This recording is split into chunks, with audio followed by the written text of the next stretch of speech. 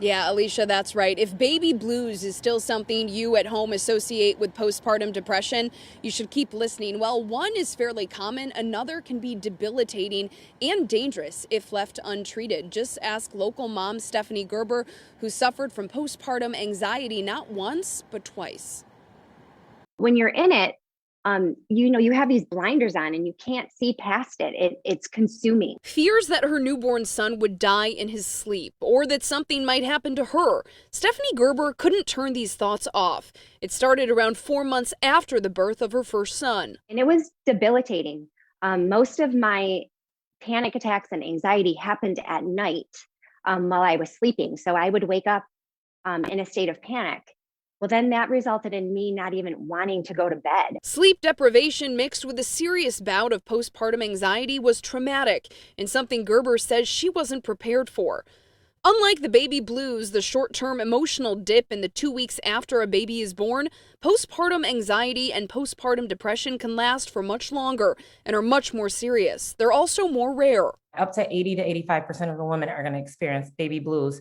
But postpartum depression is when you are literally not yourself. According to CDC data, around 13% of women in Michigan experience postpartum depression symptoms. Jill Reiter is a postpartum doula here in Metro Detroit. Unlike a midwife, doulas are not medically trained. We're really there for emotional and physical support. Something that's needed after the baby arrives too. Doulas can help not just moms, but also dads, Reiter says. Making sure that you're getting enough rest, making sure that someone is feeding you and helping you maybe with things around the house. It's those little things that new moms and dads tend to focus too much on, says Dr. Samara Gibson, an OBGYN at Sinai Grace.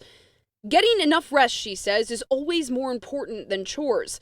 Gerber used a postpartum doula after the birth of her second son. She says that, mixed with connecting with other moms going through the same thing, really helped her. If I didn't have that, I don't know how long I would have been stuck in that state of despair. Another rare but serious condition, Dr. Gibson says, is postpartum preeclampsia, which could lead to something much worse. During the pregnancy, the mother's blood pressure could or could not be high. But postpartum, meaning after the baby is born, the blood pressures tend to go up. Your body tends to have seizures, possibly even a stroke, bleeding disorders. So it's a very serious condition. Thankfully, if a woman delivers in the hospital, this is usually caught early before it reaches that more serious eclampsia stage. As for postpartum depression, women whose family members have experienced it or those who have mood disorders going into pregnancy are more likely to face it. The last few weeks of pregnancy, I tend to dig into those things so I can maybe be prepared and get a grasp, or even if you struggle with depression during your pregnancy as well.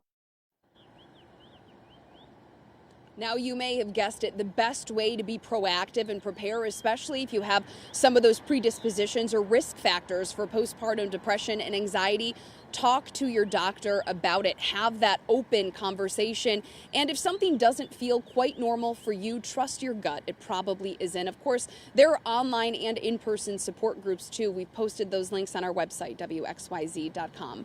Reporting live this morning, Jen Shantz, 7 Action News. Very important resources there and advice. And it was great to hear Stephanie Gerber sharing her story. Very courageous of her. Thank you, Jen.